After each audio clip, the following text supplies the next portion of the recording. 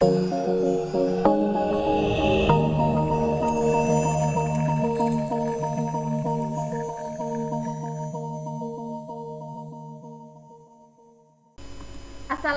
warahmatullahi wabarakatuh.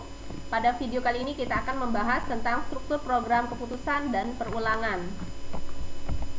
Oke, yang pertama struktur keputusan yang kita bahas nanti ada dua, if, then else, dan select case. Oke, yang pertama ada if, then else.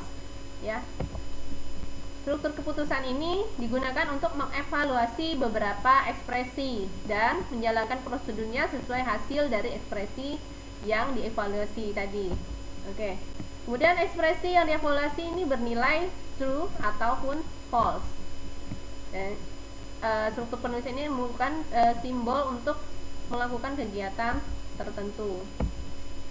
Bentuk penulisannya if, condition, ya, then. If jika, kondisi, maka, ya. Kemudian kerjakan statementnya. Kemudian ada else, ya. Statement lagi yang kedua, and if, ya. Jika kondisi itu bernilai benar, maka dia akan mengerjakan statement yang pertama. Tapi jika kondisinya bernilai salah, maka else yang akan dikerjakan yaitu statement yang kedua, ya. Contohnya seperti ini, ada if, ya, if text box 1 .text menggunakan operator perbandingan itu lebih besar sama dengan 17, dan text box 2 nya akan bernilai dewasa, else selain itu text box 2 nya akan bernilai anak-anak, ya. Dimana jika text box 1, nilai yang ada di text box 1 itu nilainya lebih besar atau sama dengan 17, maka text box 2 yang pernyataan pertama ini akan dikerjakan, ya. Maka text box 2 nya akan bernilai dewasa atau tampil dewasa. Kemudian misalnya text box 1 tadi bernilai salah atau false, maka yang akan dikerjakan adalah pernyataan yang kedua, yaitu akan muncul teks pada text box 2 nya anak-anak. Kemudian ada contoh lagi, contoh if bersarang jika text box 1 nya, ya, lebih besar sama dengan 26 misalnya, ya. Jadi misalnya ini umur, ya, gitu, ya.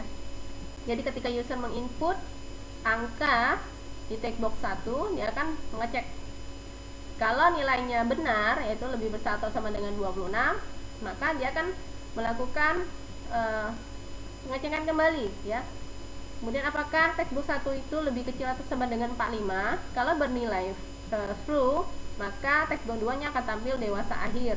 Tapi jika bernilai salah, maka else yang akan dikerjakan, yaitu pernyataan yang kedua yang akan tampil di text box 2, yaitu lansia. Kemudian ada contoh lain, ya. If, else, and if, ya. Jika text box 1 nya itu lebih kecil sama dengan 21, maka kalau nilainya benar, maka akan muncul akan dikerjakan pernyataan yang pertama, akan tampil pada text box 2 nya tulisan pelajar. Else if, selain itu jika text box 1 nya itu bernilai lebih kecil atau sama dengan 55, maka akan pernyataan yang kedua yang akan dikerjakan, yaitu tampil teksnya pekerja. Tapi jika yang else if nya bernilai false atau salah, maka else yang akan dikerjakan, yaitu text box 2 nya akan tampil teks pensiun. Select case. Select case ini struktur keputusan, yaitu yang atau percabangan juga untuk mengevaluasi satu ekspresi yang menghasilkan nilai tunggal, ya. Bentuk penulisannya, ya, select case kondisi, ya. Kemudian case yang pertama, kemudian pernyataannya apa, case yang kedua apa, dan seterusnya, dimulai dari 0, ya, indeksnya 0, 1, dan sampai yang ke case yang ke n, kemudian pernyataannya apa, case else dan n select. Kemudian ada contohnya seperti ini, ya. Select case text box 1 ya, kondisinya text box 1 ya, ketika user input nilai diantaranya ya dari mulai 1 sampai 7 ini ya, ketika diinput salah satunya maka dia akan menampil. Misalnya yang diinput di text box 1 itu 3, maka akan tampil di text box 2 nya Selasa. Nah, dan begitu pula dengan yang lainnya, misalnya 6 maka akan tampil Jumat. Oke. Selanjutnya itu ada struktur perulangan ya. Ada do loops, ada while loops, ada for loops. Yang pertama ada do loops, yaitu dengan pengecekan kondisi di awal sebelum iterasi, do, while, until, kemudian kondisi, ada statementnya apa yang dikerjakan ketika bernilai benar, loop ya, melakukan perulangan terus.